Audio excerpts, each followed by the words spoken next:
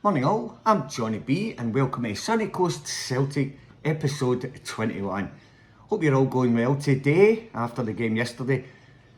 Good result, but not a great performance, let's be honest about it.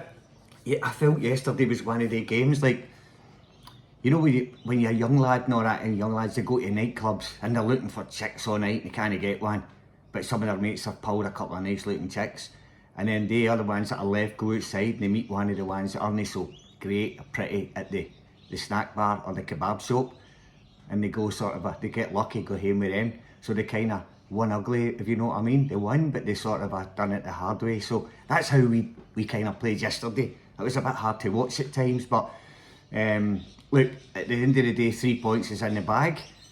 Crappy performance, as I say, but you want the points, that's all that counts. Now, the other side of the city, obviously they've got rid of Russell Martin, which is it's a bit of a downer, because I was enjoying watching the football he was playing, as we all were. But yeah, who knows who will get in next. But yeah, let's concentrate on us for the moment. So I told you what I thought the team might be, and I did say we might score 3 goals. I didn't think we'd lose 2, but team-wise, I thought Sinisalo would be in goals, but he's obviously went for Casper, which is, look, it's alright, it's not the end of the world, but I just think the other boy would have got his chance on Saturday just with the performance that Casper put in. But who knows? Like, we don't see what happens at training or during the week, and they might be putting in the other boys, no, or you know, it just depends. So it's not a big massive upset that Schmeichel's in. He's still a great keeper, good lad. So yeah, it's alright, and he played alright. He didn't have much chance with the goal, so let's face it, he nearly got to the penalty actually, but yeah, he didn't have much else to do. Distribution was a bit better, I suppose, compared, couldn't be any worse than the other night. Tony Ralston come in at right back again. I was surprised at that.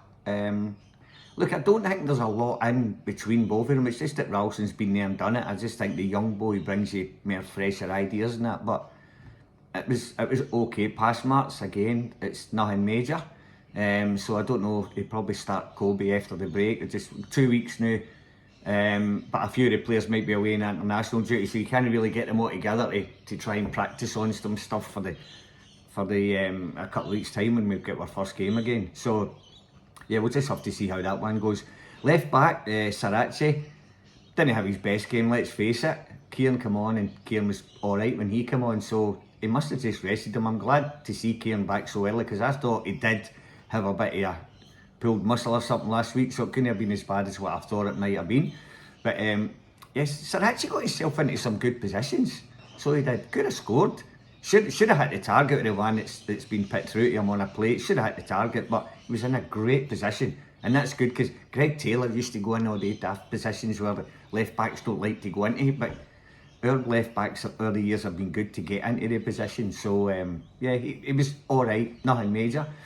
Carter Vickers and Scales, they're your sort of a solid 2 at the back. They never done much wrong, but again, who else do you put in there? There's nobody else, so they 2 are just kind of, they're the first 2 names on the team sheet, aren't they?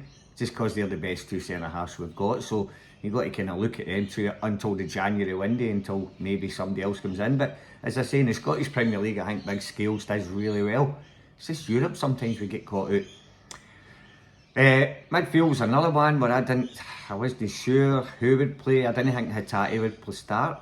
I didn't think McGregor would start, but look, he's one of the manager's favourites, which I get. He's been our best player for years. I've not got an issue with him playing. It's just sometimes it's just a wee freshen up for him to sort of give him a rest and get him back on. But obviously Brendan's probably thinking there's 2 weeks of international football, 10 days or something, so he's probably thinking, well, I could play him and then just rest him for the 2 weeks. So not a bad idea, but I don't know. When you don't think really a difference if he starts or doesn't start, because he never done a lot yesterday, let's face it. Done alright. Luke McCowan came in. I thought he would have took more charge of the game. I mean, he's neat and tidy on the ball, look, and he works hard, but I'm just looking for these players to come in and show us something different, and show us kind of go forward, bang, bang, bang, and you know, but we're playing the same sideways, backwards football. it wasn't until the last 15 minutes when Motherwell took the lead that we started to go, right, let's get forward. So we're starting too late. We need to be doing that at the start of the game. Rio Hatate, I wasn't sure he'd start either, but that's alright. Like, the midfield didn't do anything special, but didn't do anything too bad either, so it was alright. And then the good thing is he freshened it up. So he brought all the midfielders on, which was good. He brought Tierney on, which was great. And he done well when he came on. Jamesy Forrest, Yang was there. I don't know, Yang gives you more energy than James, but I get it. But we were kind of pushing, trying to win the game at that point. Up front, Tenecti was alright yesterday. It wasn't one of his better games, but he still looks fresh and he still looks like he wants to do different things. So he was alright. Pass marks again, but that was a good game to win yesterday because let's face it, we were struggling. We were up shit creek with one paddle at times, thinking we're not going to get anywhere here. We're just going back the way. So he was alright. Maeda, lucky he kept him on. I'm thinking he'll probably take him off, but luckily he kept Maeda on, and obviously we'll talk about him later, but he got the winner, and that was a great goal. Put his head where a lot of people wouldn't put their feet, so you got to give him credit for that. He got himself into that right position and done well. Iheanacho again, like, good penalty. He's just good at what he does. You know, he's a solid, straightforward centre forward. Took him off and, you know, put Maeda through the middle. Balakuisa, come on. When you watch his move for the goal, it was fantastic because he's took it on his right foot, turned it to one time and just played a lovely ball in. It was on the one move. It was really, really good, and that's what we want to see him doing more of, because we know there's a good player in there. He just needs to be a wee bit more confident. I would try, I keep saying this, Tenecti on the other side, get him on the right wing and get Balakuisa on, get them playing together. You know, these teams that we're playing next, they're not the greatest, let's face it. So we need to blood these players in and give them plenty of time, because they're not getting enough time to prove what they want to do, and as soon as they're having half a bad game, they get taken off again, and then obviously they're not starting the next time because we're thinking, nah, maybe he's not going to do it. So it's really difficult for Rodgers. I get where it's the hardest job in the world to pick the first 11 sometimes, because whether you do, you're damned if you do and damned if you don't. When we went 2-1 down, I mean, was a penalty when you... years ago it wouldn't have been, but it was today. As soon as you step in somebody's toe or something, it's a penalty. Fair play to the boy, he didn't roll about looking for the penalty. He walked up, he ran away as if it wasn't a penalty. Then they've obviously went and checked it. So it gave us a real kick up the arse, that.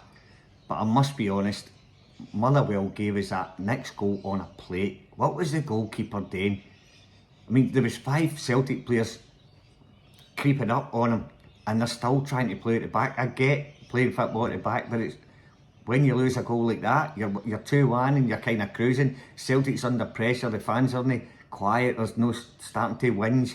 We're 2-1 down, and then that keeper gives us the ball, and Big Benji finished it well. Actually, he had 3 shots, like one the keeper saved, one he scored, and one he hit out of the bar. So when he came on, he was a bit more further forward, but I think at that time, I don't know why we're waiting until the second half with 20 minutes to go to try and do something. We need to do that at the start of the games. Our first half record this year is terrible on behalf of goals.